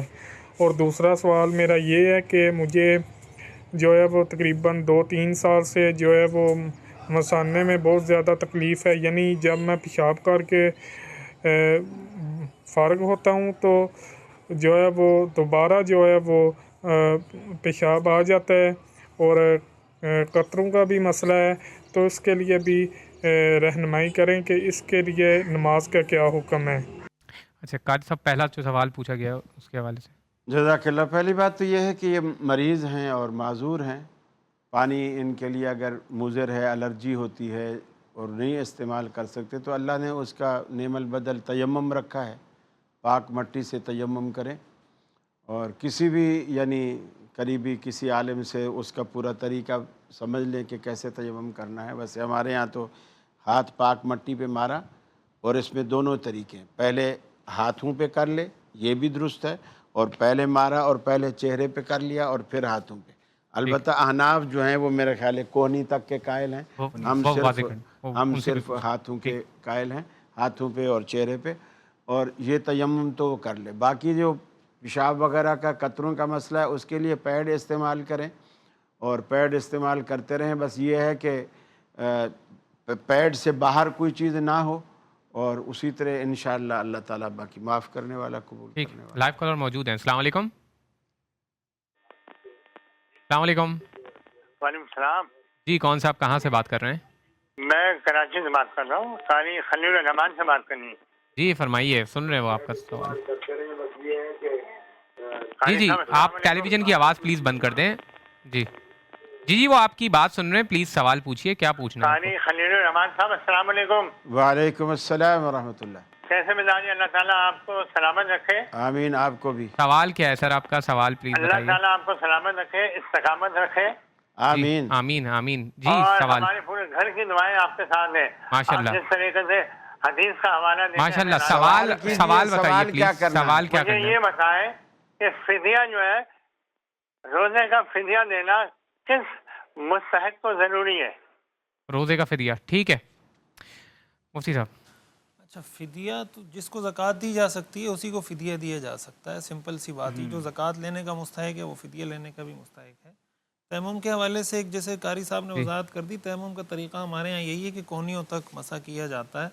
اور وہ جو تیمم کے حوالے سے انہوں نے پوچھا تھا، تو میں ان کو یہ مشورہ دوں گا کہ کسی قریبی دارالافتاء میں جا کے اپنی پوری صورتحال بتا دیں کہ یہ جو بتا رہے ہیں یہ بیماری ہے، کوئی ڈاکٹروں کی رپورٹ جو بھی ہے، تاکہ ایک اطمینان ہو جائے کہ صورت جیسے انہوں نے کہا ٹھنڈے پانی سے وضو کرتا ہوں تو مسئلہ ہوتا ہے، ہو سکتا ہے گرم پانی، مجھے نہیں پتہ اس بیماری کی کیا وہ ہوتی ہیں، اثرات ہوتے ہیں، تو اگر گرم پانی استعمال کرنے سے نہیں ہوتا تو پھر ان کو اس سے وضو کرنا چاہیے۔ تو زیادہ بہتر یہ کہ کسی قریبی دارالافتاء میں جا کے تفصیل پوچھ لیں تو زیادہ بہتر۔ اچھا میں اس میں ایک ایڈیشن کرنا چاہتا ہوں مفتی صاحب کی بات میں بھی، کہ ان کے سوال سے یہی مجھے محسوس ہوا کہ وہ کہہ رہے ہیں کہ جب میں ٹھنڈے پانی سے وضو کرتا ہوں تو میں بیمار ہو جاتا ہوں۔ اگر یہ مسئلہ گرم پانی کے ساتھ نہیں ہے تو شرعاً ان پر لازم ہوگا کہ گرم پانی سے وضو کریں۔ اور دوسری اہم بات یہ ہے کہ جو پیشاب کے قطروں کے حوالے سے انہوں نے بات کی، عمومی طور پر جو پرابلم لوگوں کے ساتھ ہے وہ یہ ہے کہ وہ استنجا درست طور پر نہیں کر رہے ہوتے، اور وہ یہ سمجھتے ہیں کہ شاید وہ کسی بیماری کا شکار ہو گئے ہیں۔ زمانہ قدیم میں آپ دیکھیے کہ مٹی کے ڈھیلوں کے ساتھ استنجا ہوتا تھا، اگر وہ میسر نہیں ہے تو ٹیشو پیپر، ٹوائلٹ پیپر جو آتے ہیں آپ انہیں استعمال کر لیں، تو یقینی طور پر اکثر لوگ تو اس بیماری سے ویسے ہی نجات پا جائیں گے۔ لیکن اگر تسلسل کے ساتھ ان کو کوئی پرابلم ہے اور یہ معذور ہیں تو پھر یہ ہر نماز کے لیے ایک علیحدہ وضو کریں گے اور اس کے بعد پھر اپنی نماز کو مکمل کریں۔ ایک اور لائیو کالر موجود ہیں، السلام علیکم۔ وعلیکم السلام۔ جی کون صاحب کہاں سے بات کر رہے ہیں؟ میں مصعب بات کر رہا ہوں ضلع نوشیرہ فیروز سے۔ جی سر فرمائیے۔ میرا میرا ان تمام علماء کرام سے سوال ہے کہ جب ہم نماز، میں نے کہیں پر پڑھا تھا کہ یعنی قبرستان کے اندر قرآن مجید کی تلاوت نہیں کی جا سکتی، لیکن میں نے کافی جنازے ایسے پڑھے ہیں جو یعنی کہ خاص طور پہ دیوبندی ساتھیوں کے کہ وہ نماز جنازہ پر یعنی قبر پر کھڑے ہو کر وہ سورۃ البقرہ کا رکوع پڑھتے ہیں. اور اسی طرح دوسرا یہ تھا کہ جو بریلوی حضرات ہیں یہ جو نماز جنازہ کے وقت جنازہ پڑھ لینے کے بعد پھر دوبارہ اس جگہ پر بیٹھ کر دوبارہ دعا مانگتے ہیں، پھر چارپائی کو اٹھا کر مختلف جگہوں پر لے کر جاتے ہیں 20 قدم یا 10 قدم. آیا اس کا قرآن حدیث سے کوئی ثبوت ملتا ہے؟ نہیں، اگر ملتا ہے تو مجھے تفصیلی جواب چاہیے. ٹھیک ہے علامہ صاحب، قبرستان میں دعا مانگنا، قرآن پڑھنا، قبر کے اوپر کھڑے ہو کے، اس حوالے سے کیا ملتا ہے؟ قرآن کریم کی تلاوت ہر جگہ درست ہے، خصوصاً قبرستانوں میں بہت اچھا ہے، اور اس کی روایات بھی ہیں، کیونکہ قبر بہرحال اس مرحوم کی آخری اور ابدی اس کے بدن کی آرام گاہ ہے، اور بدن اور روح کا رشتہ ایک اور شکل میں، اس دنیا والی شکل میں نہیں، ایک اور شکل میں وہ قائم رہتا ہے. اس لیے قبروں پر جا کر اپنے والدین کے لیے فاتحہ پڑھنا استحبابی عمل ہے، اور رسول کریم کی متعدد روایات ہیں کہ آپ جائیں، خصوصاً ماں کی قبر کے اوپر اگر اللہ سے دعا مانگنا چاہیں تو ماں کی قبر کے اوپر بیٹھ کر اللہ سے دعا مانگیں. اللہ تبارک و تعالیٰ کی بارگاہ میں آپ کی والدہ آپ کی شفاعت کریں گی، وہاں پر عالم برزخ میں بھی وہ والدہ آپ کے لیے دعا گو ہوں گی. اس طرح کی روایات متعدد ہیں. اس لیے قبر پر جا کر، قبرستانوں میں جا کر دعا کرنا، دعا اللہ سے، قرآن پڑھنا، قرآن کا ثواب ان مرحومین کے لیے اور اہل قبور کے لیے ایصال کرنا اور ارسال کرنا، یہ مستحب اعمال میں سے ہے اور آداب قبرستان میں سے ہے. مگر رسول اکرم صلی اللہ علیہ وسلم کا ایک فرمان یہ ہے کہ گھروں میں قرآن مجید پڑھا کرو، گھروں کو قبرستان نہ بناؤ. گھروں میں پڑھا کرو، گھروں میں پڑھا کرو، گھروں کو قبرستان نہ بناؤ. تو اس سے یہ نتیجہ نکلتا ہے کہ قرآن صرف قبرستان میں نہیں پڑھا جاتا، تم لوگوں نے گھروں میں پڑھنا چھوڑ دیا. گھروں میں بھی تو پڑھا جائے، خاص طور پہ. بالکل ٹھیک ہے، بالکل ٹھیک ہے. لائیو کالر موجود ہے. السلام علیکم. ان کا یہ جو نقطہ نا بڑا خوبصورت نقطہ ہے کہ عام طور پر قبرستان ویران ہوتے ہیں، کوئی نہیں ہوتا. گھر ویران نہیں ہوتے، لوگ موجود ہوتے ہیں. گھر میں اگر قرآن نہ پڑھا جائے تو وہ ایسے ہی ہے جیسے ویران قبرستان ہے. تو اس لیے گھر میں صبح و شام پڑھنا چاہیے، قبرستان میں جب آپ کو توفیق ملے جا کر پڑھنا چاہیے. جب تک مرے نہیں ہیں، زندہ ہیں، پہلے خود بھی پڑھیں، خود بھی قرآن مجید کی تلاوت. لائیو کالر موجود ہیں. السلام علیکم. السلام علیکم. جی بہن، کہاں سے بات کر رہی ہیں؟ یہ ٹی وی کی آواز کو پلیز بند کر دیں اور کال پہ توجہ دیں. ٹی وی میں تقریباً 15-20 سیکنڈ کا فرق ہوتا ہے، تو آپ کال پہ توجہ دیں. کال، کیا سوال ہے آپ کا؟ بہن آپ کال پہ توجہ دیں، ٹی وی کی آواز کو بند کر دیں. دوسری کال پہ چلتے ہیں. السلام علیکم. واٹس ایپ کے سوالات کی طرف پڑھتے ہیں. بسم اللہ. سر میرا سوال یہ ہے کہ اگر 40واں کسی مجبوری کی بنا پہ پہلے کر دیا جائے، یعنی 35ویں دن، تو سر اس میں ثواب کم تو نہیں ہوگا، یا اس کا نام وہی رہے گا، 40واں رہے گا، یا 35واں اس کو ہمیں بولنا پڑے گا؟ سر انتہائی مجبوری کی حالت میں اگر اس کو ہم 5 دن پہلے کر لیتے ہیں تو اگر 2 دن پہلے نظر آ جائے. 40ویں کے حوالے سے سوال پوچھا گیا. گزارش یہ ہے کہ آپ پہلا کریں، دوسرا کریں، تیسرا کریں، چوتھا کریں. اب میں گنتا رہا ہوں. بنیاد ہے مرنے والے کے لیے فاتحہ پڑھنا، ایصال ثواب کرنا، دعائے مغفرت کرنا. یہ کوئی ضروری نہیں ہے کہ وہ 40ویں دن ہو، 45ویں دن ہو، 1 سال بعد ہو. آپ کو جب موقع مل رہا ہے 35واں کریں، 32واں کریں. اس میں کوئی شرن مضائقہ نہیں ہے. ایک اور لائیو کالر موجود ہے. قاری صاحب آپ کی طرف لائیو کال لے لوں، آپ کی طرف آ رہا ہوں. السلام علیکم. السلام علیکم. واٹس ایپ کے سوالات کی طرف بڑھتے ہیں. سوال یہ ہے کہ کیا حضور اقدس صلی اللہ تعالی علیہ وعلی آلہ وصحبہ وبارک وسلم کی حیات طیبہ میں یا حضور علیہ الصلوۃ والسلام کے وصال مبارک کے بعد کوئی نبی زمین پر بایمانہ زندہ ہے کہ ان پر ابھی تک وعدہ الہیہ آیا ہی نہیں؟ اگر زندہ ہے تو کیا یہ ختم نبوت کے خلاف نہیں ہے؟ اگر یہ ختم نبوت کے خلاف نہیں ہے تو کیوں نہیں ہے؟ ٹھیک ہے قاری صاحب. پہلی بات تو یہ ہے کہ جو سوال تھا نا 40واں کے اگر ہم 35 دن بعد کر لیں، اصل میں چاہے آپ تیسرے دن کریں، 7ویں دن جیسے ڈاکٹر صاحب نے فرمایا، اسی طرح 40ویں دن، چاہے سال بعد برسی کریں. ایک چیز ہے ہی بدعت، آپ جب کریں دل چاہے، روٹی کھانے کا دل چاہ رہا ہے نا، چاول کھانے کا دل چاہ رہا ہے، گوشت کھانے کا دل، جب دل چاہے آپ کر لیں. ایک چیز شریعت نے مقرر ہی نہیں کی کہ تیسرا دن ہے، چوتھا دن ہے، 5واں، جب آپ کا کھانے کو دل کرے آپ کر لیں. قاری صاحب جو سوال پوچھا گیا ہے وہ کر لیں کہ جب بھی دل کرے دعائے مغفرت کریں، 32ویں 35ویں دن کریں، کوئی مذائقہ نہیں ہے، بدعت نہیں ہے. قاری صاحب آپ سوال پوچھا گیا ہے رسول اکرم صلی اللہ علیہ وسلم کے حوالے سے. دوسری بات یہ ہے کہ بدعت حسنہ کی روایات تو ملتی ہیں نا، نہیں ملی. دوسری بات یہ کہ انہوں نے یہ کہا کہ پیغمبر کوئی اس دور میں آج کوئی دنیا پہ زمین پہ زندہ ہے، اس دور میں کوئی پیغمبر زمین پہ اس دنیا میں نہیں ہے. ٹھیک ہے. قرب قیامت میں عیسیٰ علیہ السلام آئیں گے اور وہ ابھی دنیا میں نہیں ہے، اور وہ ختم نبوت کے منافی نہیں ہے. وہ ختم نبوت کا منافی نہیں. منافی یہ چیز ہے کہ حضور علیہ الصلوۃ والسلام کے بعد کوئی نیا نبی پیدا نہیں ہو سکتا. اچھا، پیدا نہیں. حضرت عیسیٰ علیہ السلام پہلے سے پیدا ہوئے ہیں اور اللہ نے ان کو آسمانوں پہ اٹھایا ہے، وہ تشریف لائیں گے، وہ پیدا نہیں ہوں گے اللہ کے رسول کے بعد، تو اس لیے ختم نبوت کے عقیدے کے میں اس میں ولید ایک چیز اور ایڈ کر دوں، بہت اہم مسئلہ ہے. پہلی بنیادی بات یہ سمجھ لیں کہ پوری امت مسلمہ کا اس پر اجماع ہے، اور یہ بات قرآن مجید اور آپ صلی اللہ علیہ وسلم کی احادیث متواترہ سے ثابت ہے کہ حضرت سیدنا مسیح علیہ السلام قرب قیامت میں آسمان سے نزول فرمائیں گے، اور ہمارا عقیدہ یہ ہے کہ آپ حیات ہیں، اور جب آپ تشریف لائیں گے تو آپ دجال کو خود اپنے دست مبارک سے قتل کریں گے.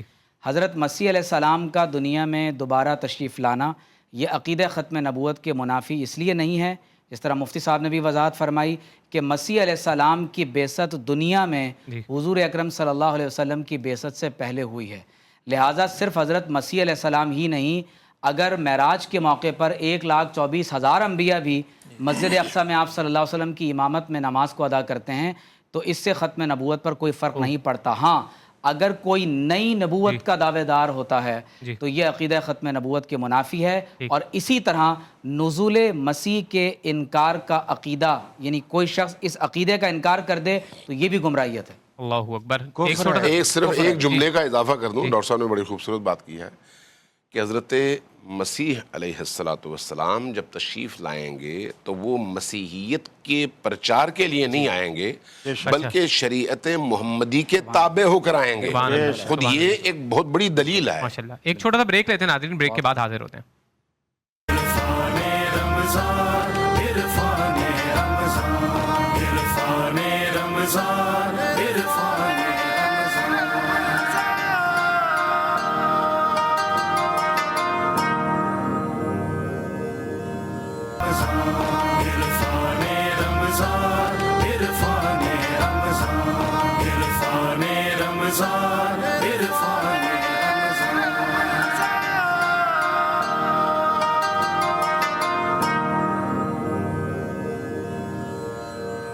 خوش آمدید ناظرین عرفان رمضان میں ایک بار پھر خوش آمدید. لائیو کالر ہمارے ساتھ موجود ہیں. السلام علیکم. السلام علیکم. وعلیکم السلام. جی کون صاحب کہاں سے بات کر رہے ہیں؟ جی میں طلحہ بات کر رہا ہوں لاہور سے. سب علماء کرام کو میرا سلام، آپ کو بھی. وعلیکم السلام. جی سر فرمائیے گا، کیا سوال ہے؟ جی میرا سوال ہے، ایک تو مین شہیدی صاحب سے ہے کہ کیا خمس سادات کو لگتا ہے، اور دوسرا سوال میرا قاری صاحب سے ہے، وہ یہ کہ جو لوگ آج کل مثلاً کہ علماء کرام یہ کہہ رہے ہیں کہ اسرائیلی پروڈکٹس کا مطلب کہ بائیکاٹ کریں، تو کیا یہ چیز جائز ہے؟ یہ تو مسلمان ایک سیل کار ہے اور اس کی اس سے معیشت جڑی ہی ہے، تو ایسے تو ہر چیز ہی اسرائیل کی مطلب کہ ہم استعمال کرتے ہیں، موبائل فلاں وغیرہ، تو کیا یہ جائز ہے؟ ٹھیک ہے، بہت شکریہ علامہ صاحب. خمس کے حوالے سے سوال پوچھا گیا کہ کیا سادات کو دے سکتے ہیں؟ دیکھیے، خمس پر دو طرح کے اس کے احکام ہیں. آدھا خمس صرف سادات کے لیے ہے اور آدھا ان مصارف کے لیے جن کا تعین خود شریعت نے کیا ہے.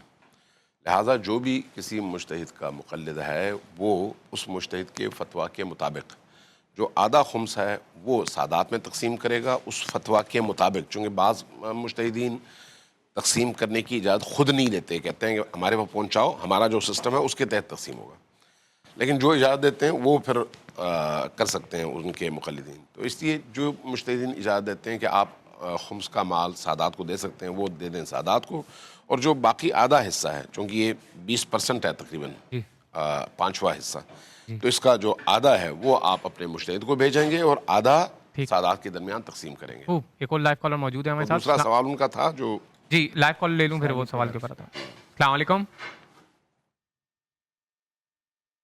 چلیں بائک آؤٹ کی طرف ہی چلتے ہیں۔ بائک آؤٹ کے حوالے سے بھی جو سوال پوچھا گیا، سوال ان کا کیا تھا یہ آپ سب سے میں اوپینین لینا چاہتا ہوں بائک آؤٹ کے حوالے سے کہ کیا بائک آؤٹ کرنا چاہیے؟ تمام پروڈکٹس تو پھر امریکن ہیں، اسرائیلی ہیں، کیسے بائک آؤٹ کریں گے؟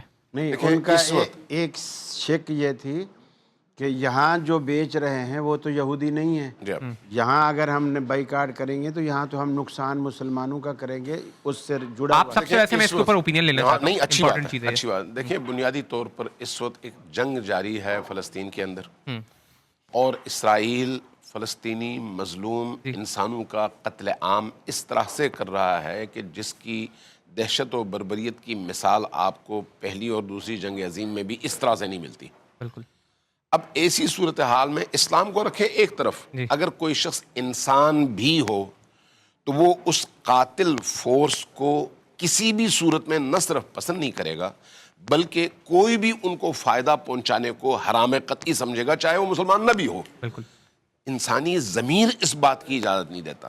یہاں پر تو دین کا مسئلہ ہے، وہاں پر مظلوم لوگ ہیں، ان مظلوموں کو قتل کرنے والے دنیا کے بربر اور کیا کہنا چاہیے دہشت گرد ترین اقوام ہیں، لہٰذا ان کی کوئی بھی ایسی پروڈکٹ جس کا فائدہ ان کو پہنچتا ہے، چاہے آپ خود اس کو بیچ رہے ہوں، آپ کے ملک میں بک رہا ہو یا کسی اور ملک میں، آپ کو 2 پیسے کم منافع ملے گا اگر آپ اس کو چھوڑ کر کوئی اور پروڈکٹ بیچتے ہیں، آپ بھوکے نہیں مریں گے۔ بالکل۔ لیکن جب آپ ان کی پروڈکٹ بیچیں گے تو اس کا جو فائدہ ہوگا وہ انہی کو حاصل ہوگا۔ بالکل۔ یہاں پر مسئلہ یہ نہیں ہے کہ بیچنے والا کون ہے، مسئلہ یہ ہے کہ ان کی جتنی بھی فرنچائزز ہیں، ان فرنچائزز کا جو اصول ہے وہ یہ ہے کہ آپ کا جو منافع ہے اس کا ایک حصہ ان کو ملتا ہے، چاہے آپ نقصان میں ہو یا فائدے میں ہو۔ بالکل۔ آپ جب وہ فرنچائز لیتے ہیں تو اس کی ایک رقم ان کو ملتی ہے، چاہے آپ فائدے میں رہیں یا نقصان میں رہیں۔ اس لیے ہر وہ کام جس سے اسرائیل کی اس غاصب، قاتل اور درندہ صفت ریاست کو اور اس کے حامیوں کو ایک پیسے کا فائدہ ہوتا ہو، وہ ضمیر انسانی کے خلاف بھی ہے اور شریعت خداوندی کے خلاف بھی ہے۔ دیکھیے پوری دنیا اس وقت غزہ اور فلسطین کے مسلمانوں کا، نہت معصوم بچوں، مردوں اور عورتوں کا لائیو جینوسائیڈ اس وقت پوری دنیا کی اسکرین پر دیکھ رہی ہے، اور میں یہ سمجھتا ہوں کہ اس درد کو محسوس کرنے کے لیے صرف ایک مسلمان ہونا ہی نہیں، اگر کوئی شخص محض ایک انسان بھی ہے تو وہ اس تکلیف کو محسوس کر سکتا ہے۔ سوال کیونکہ اسرائیلی پروڈکٹس کے حوالے سے کیا گیا تو میں سمجھتا ہوں کہ 3 لیئرز میں یہ کام ہونا چاہیے۔ نمبر 1، وہ چیزیں جو آپ کی ضروریات میں سے نہیں ہیں، بعض ایسی پروڈکٹس ہو سکتی ہیں کہ جن کا استعمال آپ کی زندگی کی ضروریات میں سے نہیں ہے، ان کو فوری طور پر ترک کر دیں۔ جن میں بعض مشروبات ایسے ہو سکتے ہیں کہ آپ کے پاس اس کا بہت اچھا ایک آپ کے پاس ایک نعم البدل اللہ تعالیٰ نے آپ کو پاکستان میں بھی دیا ہوگا، تو وہ چیزیں جو ضروریات کی نہیں ان کو فوری طور پہ چھوڑ دیں۔ نمبر 2، وہ چیزیں جن کا آلٹرنیٹ آپ کے اپنے ملک میں موجود ہے، آپ ان چیزوں کو چھوڑیں اور اپنے ملک کا یا اسلامی ممالک کا آلٹرنیٹ آپ اس کا بدل استعمال کریں۔ اور نمبر 3 یہ کہ وہ چیزیں جو ابھی تک آپ بنا ہی نہیں سکے، آپ یقین جانیں کہ جب اسرائیلی پروڈکٹس کے بائیکاٹ کے لیے لوگوں نے ریسرچ کرنا شروع کی تو معلوم یہ ہوا کہ ہمارے ٹوتھ برش، ٹوتھ پیسٹ اور صابن اور شیمپو سے لے کر ہمارے کپڑے، ہمارے موبائل فونز، یہ مائک، یہ لیپ ٹاپس، یہ لائٹیں، معلوم ہوا کہ ساری چیزیں وہی بنا رہے ہیں۔ تو اس سے یہ معلوم ہوا کہ ایک اکنامک وار پہلے ہمارے اوپر مسلط کی گئی۔ تو کیا ہم اس جنگ سے نکلنا چاہتے ہیں؟ پہلے یہ فیصلہ کر لیں، یا ہمیشہ کی غلامی اختیار کرنی ہے؟ تو ہمارے اندر اب یہ فکر پیدا ہونی چاہیے، اور یہی لمحہ ہے، یہ ناؤ اور نیور کا مرحلہ ہے۔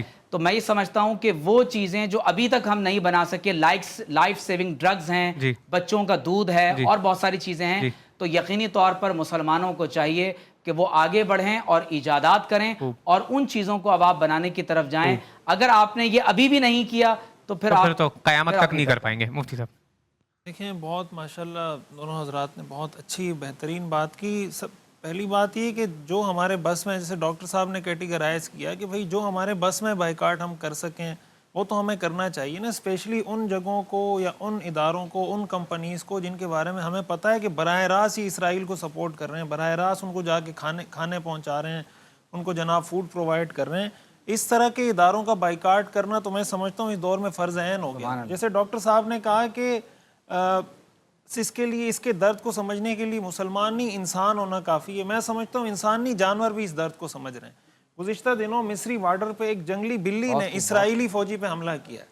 بہت خوب. بلی ہے جنگلی، اس نے اسرائیلی فوجی پہ حملہ کر کے زخمی کیا ہے، اور اس کی تصویریں عرب میڈیا پہ چل رہی تھی کہ یار تمہاری فوجوں سے اور تمہارے سے زیادہ غیرت تو اس جنگلی بلی کے اندر ہے کہ اس کو یہ درد محسوس ہو رہا ہے. تو انسانیت سے بڑھ کر جانور اس درد کو محسوس کر رہے ہیں. ہمارے ہاں اچھا اس میں بعض اوقات دو ایکسٹریم پہ چلے جاتے ہیں، لیکن جیسے ڈاکٹر صاحب نے کیٹیگرائز کیا کہ مثال کے طور پر لائف سیونگ ڈرگز ہیں، کوئی ایسی چیزیں ہیں کہ ہمارے پاس اس کا آلٹرنیٹ نہیں ہے تو اس کو ظاہر استعمال کرنا پڑتا ہے. موبائل ہے، اب لوگ کہتے ہیں بھائی آپ فیس بک کیوں استعمال کر رہے ہیں، فیس بک بھی انہوں نے بنایا، یوٹیوب بھی انہوں نے بنایا. تو اس کو بھی کامن سینس کے اعتبار سے سمجھنا چاہیے کہ ہم یہ بائیکاٹ کس مقصد کے لیے کرنا چاہتے ہیں. بائیکاٹ اس مقصد کے لیے کرنا چاہتے ہیں کہ ان کو نقصان پہنچائیں. اب سوال یہ پیدا ہوتا ہے اگر فیس بک پر یا یوٹیوب پر ہم اس کے خلاف آواز اٹھا سکتے ہیں کسی حد تک، تو یہ تو ہم ان کے خلاف استعمال کر رہے ہیں. تو اب ہم اس لیے بائیکاٹ کر لیں کہ یہ ان کا ہے، تو بائیکاٹ کا مقصد ان کو نقصان پہنچانا تھا. تو اگر کوئی آدمی فیس بک استعمال کر کے، موبائل استعمال کر کے، کوئی پازیٹیو کام کر کے بائیکاٹ کی کمپین چلا کے کوئی ایسا کام کر سکتا ہے جس سے اس کو نقصان ہو، تو یہ سوال کامن سینس کے خلاف ہے. اور اس حوالے سے ایک بات میں یہ بھی عرض کروں، خود فلسطینی لوگوں کی ایک تنظیم ہے BDS کے نام سے، BDS کے نام سے ان کی ویب سائٹ بھی موجود ہے. وہ باقاعدہ ان پروڈکٹس کی لسٹ بھی شائع کرتے ہیں کہ بھائی انہوں نے اس کا جو ٹائٹل رکھا ہے نا کہ بائیکاٹ، ڈائیورسمنٹ اینڈ سینکشن. کچھ ایسے ہیں جس کا وہ بائیکاٹ کرتے ہیں، کچھ پہ وہ کہتے ہیں پابندیاں لگنی چاہیے، کچھ کے بارے میں کہتے ہیں کہ آپ اس میں سے اپنی انویسٹمنٹ نکالیں. تو اس لسٹ کو بھی دیکھنا چاہیے. اور اس میں ایک پہلو یہ بھی پیش نظر رہنا چاہیے، بعض دفعہ لوگ اپنے کاروباری مقاصد کے لیے کسی بھی کمپنی کو اسرائیلی کمپنی بنا کے شیئر کر دیتے ہیں کہ یہ اسرائیلی کمپنی ہے، اس کا بائیکاٹ کریں. اصل میں وہ ہوتی نہیں ہے. مقصد کیا ہوتا ہے کہ اپنے بزنس کو پروموٹ کرنا. تو میرے خیال سے اس سے بڑی کوئی بے شرمی نہیں ہے کہ ایک جگہ پر انسانیت کا قتل عام ہو رہا ہے اور آپ اپنے بزنس کو پروموٹ کرنے کے لیے اپنے ہی مسلمان بھائی کی کمپنی کو ڈی ویلیو کرنے کے لیے اس کو اسرائیلی بنا کے یا قادیانی بنا کے شیئر کر رہے ہیں. تو اس سے بھی بچنا چاہیے. بہت خوب. قاری صاحب جزاک اللہ. ماشاءاللہ بہت خوبصورت گفتگو ہوئی. در حقیقت ہم جو ہمارا پورا اس وقت مسلم معاشرہ ہے، ہم ایمانی گراوٹ کا اتنا شکار ہو چکے ہیں. جو نبی مکرم صلی اللہ علیہ وسلم نے 3 درجے بتائے کہ سب سے پہلا اعلیٰ ترین درجہ ایمان کا یہ ہے کہ اس برائی کو ہاتھ سے مٹاؤ. ہم ایسا نہیں کر پا رہے. ہاتھ سے مٹانے کا عمل یہ تھا کہ ہم جا کر کے اسرائیل کا گلا دبا دیتے. یہ تھا اعلیٰ ترین ایمان. ہم وہ بھی نہیں کر پا رہے. ہم فلسطینیوں کی مدد بھی نہیں کر پا رہے. چلو ٹی وی پہ تھوڑا بہت ہم زبان سے مذمت کر رہے ہیں، کچھ کہہ رہے ہیں. یہ جو دل میں برا جاننے والی بات تھی وہ یہی تو تھی کہ کم از کم اس پیسے سے جو اسرائیل کو فائدہ ہو کر فلسطین کے خلاف استعمال ہوتا ہے، کم از کم تم وہی فائدہ روک لو. یہ کم از کم میں سمجھتا ہوں یہ دل میں برا جاننے والی بات تھی. ہم وہ بھی نہیں کر پا رہے تو گویا ہم دل میں بھی برا نہیں جان رہے. وہ جو اضعف ایمان تھا گویا ہمارے اندر اب وہ بھی نہیں رہا. اللہ اکبر. پھر یہ وہی حدیث رسول اللہ صلی اللہ علیہ وسلم کی صادق آتی ہے، اذا لم تستحی فصنع ما شئت. اے بندے جب تیرے اندر سے حیا کا ہی جنازہ نکل جائے پھر جو جی میں آئے کر، پھر تجھ سے تو قیامت والے دن ہی بات ہو. بہت ہی خوبصورت پیغام علماء کرام کی طرف سے. یہ جو ایک سوال بعض اوقات ہوتا ہے نا کہ اس میں تو کام کرنے والے مسلمان ہیں، یہاں تو فرنچائزز مسلمانوں کی ہیں. تو ایک بات یہ سمجھنی چاہیے ان کی رائلٹی ایک تو وہاں جاتی ہے. دوسری بات یہ سمجھنی چاہیے کہ آپ اگر لانگ ٹرم بائیکاٹ کریں گے تو آپ کو یہاں پر مثال کے طور پر آپ کسی فوڈ چین کا بائیکاٹ کرتے ہیں تو آپ کو یہ اپورچونٹی بھی تو ملتی ہے کہ آپ اپنا کوئی اسٹیبلش کریں، اپنا کوئی فوڈ چین اسٹیبلش کریں. اور ایسا ہوا بھی ہے پریکٹیکلی. کولڈ ڈرنک اگر آپ کولڈ ڈرنک کا بائیکاٹ کر رہے ہیں تو پاکستان میں بنانا شروع کر دیں. آپ منرل واٹر پی رہے ہیں تو پاکستان میں، جہاں اس کا یہ پہلو ہے وہاں پر یہ پہلو بھی ہے کہ آپ کی ملک کی اکانومی اس سے گرو کرے گی، مسلمان اکنامکلی مضبوط ہوں گے. امپورٹنٹ پوائنٹ ہے. اور خاص طور پہ یہ بھی کہ पूरी दुनिया इसी लॉजिक पे चलती है। आज अमेरिका जो है वो टैरिफ लगा रहा है इंपोर्ट की ईवी प्रोडक्ट्स के ऊपर, यानी अगर कोई नॉन अमेरिकन प्रोडक्ट होगी, अमेरिकन यूज़ करेंगे तो उनके ऊपर इंपोर्ट ड्यूटी लगाई गई है ताकि वो महंगी हो जाए। यानी हर मुल्क ये चाहता है कि उसकी बनाई हुई चीज़ें खुद उसके लोग इस्तेमाल करें, बाहर से इंपोर्ट ना करें फजूल की चीज़ों को। तो ख़ास तौर पे लोकल बिजनेसेस, जब से ये बाइकआउट हुआ है, जो लोकल एसोसिएशन है बिजनेस की पाकिस्तान की, उनका कहना ये है कि पूरी पाकिस्तान की तारीख में सबसे ज़्यादा लोकल बिजनेसेस को हाइप मिली है, सबसे ज़्यादा लोकल बिजनेसेस कामयाब हो रहे हैं। तो इस बाइकआउट की वजह से आपका खुद का अपना फ़ायदा भी है भाई, सिर्फ उनका फ़ायदा नहीं है कि आप उनके साथ इजहार यकजहती कर रहे हैं, आपका खुद अपना वेस्टेड इंटरेस्ट है, आप इसको बाइकआउट करें। लाइव कॉल की तरफ एक नुक्ते की तरफ बड़ा अहम नुक्ता है, अर्ज करना चाहूँगा। देखें, जब मुसीबतें आती हैं ना, तो बेदार कौमें उन्हीं मुसीबतों के लम्हात को एक अपॉर्चुनिटी के तौर पर इस्तेमाल करती हैं। बिल्कुल बिल्कुल। पाकिस्तान पर जब पाबंदी लगी एटमी धमाके के हवाले से, तो उस वक्त कुछ मौके पर इन्होंने उसको इस्तेमाल किया, लेकिन फिर वही जो जहनी गुलामी थी उसकी हम उसका शिकार रहे। आपके हमसाए में एक मुल्क है जहाँ पर एक इनकलाब आया है, और वहाँ पर गुज़श्ता 45 सालों में मुसलसल सारी दुनिया का बाइकआउट है। एक सुई वो खरीद नहीं सकते, बेच नहीं सकते, बैंकारी के आलमी निज़ाम से वो बाहर हैं। कोई चीज़ वो कानूनी तौर पर ना एक्सपोर्ट कर सकते हैं ना इंपोर्ट कर सकते हैं। लेकिन एक ऐसा मुल्क, मुझे राजा ज़फ़रुल हक साहब ने ये बात बताई कि जब ये वाक़यात हुए और यहाँ से एक वफ़द गया हिमायत लेने के लिए, तो उस वक्त सदर ख़ातमी थे, उन्होंने इनसे कहा कि भाई हमने अपने मुल्क को उन्हीं पाबंदियों और दुश्मनियों की वजह से बनाया है। आज उनके यहाँ हर प्रोडक्ट उनकी अपनी बनाई हुई है। यानी आप ये देखें कि पाकिस्तान में, आपके कराची के अंदर, बलूचिस्तान के अंदर सारे आइटम्स ईरान से आते हैं। क्यों?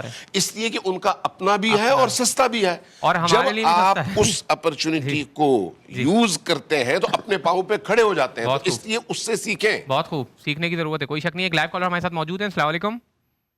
वालेकुम अस्सलाम जी, कौन साहब कहाँ से बात कर रहे हैं? मैं अरसलान बात कर रहा हूँ कराची से। जी अरसलान साहब, फरमाइए, क्या सवाल है आपका? जी, मेरा ये सवाल है कि ये जो हमारी हनफी मसाजिद हैं, हनफी मकतब फ़िक्र की, जी, इसमें तीसरी और चौथी रकत जब हम पढ़ने जाते हैं फर्ज की, तो तीसरी चौथी रकत में वो सूरह फातिहा के टाइम पे इतना जल्दी वो पढ़ा दिया जाता है कि कभी हम सूरह फातिहा पढ़ने की कोशिश करते भी हैं तो वो आधे में रह जाती है। ठीक है। और ये मैंने ज़्यादातर में देखा है, मतलब ऐसा नहीं है कि किसी एक में हो रहा है, ये ज़्यादातर में यही होता है। और मुझे इस तरह समझ नहीं आता कि इमाम साहब भी खुद किस तरह पढ़ पाते हैं कि वो अभी हमने ही नहीं पढ़ी होती तो वो रुकू में चले जाते हैं। ठीक है, ठीक है। एक और लाइव कॉलर मौजूद है। अस्सलाम वालेकुम। वालेकुम सलाम। जी, कौन साहब कहाँ से बात कर रहे हैं? सर, मैं मोहम्मद आबिद बात कर रहा हूँ भावलपुर से। जी सर, फरमाइएगा, क्या सवाल है आपका? सर, मेरा ये सवाल था कि जब इंसान मर जाता है, कब्र में होता है, जब ऊपर कोई बंदा उसकी कब्र पे फातिहा खानी या अपनी कब्र पे प्यारे की कब्र पे आता है, क्या मुर्दा ये बात सुन रहा होता है कि कौन आया हुआ है या कौन नहीं आया हुआ? ठीक है। तो सर ऐसा सवाल था, ये रहनुमाई कर दीजिए। ठीक है, बहुत शुक्रिया। एक छोटा सा ब्रेक लेते हैं नाज़रीन, ब्रेक के बाद दोबारा हाजिर होते हैं।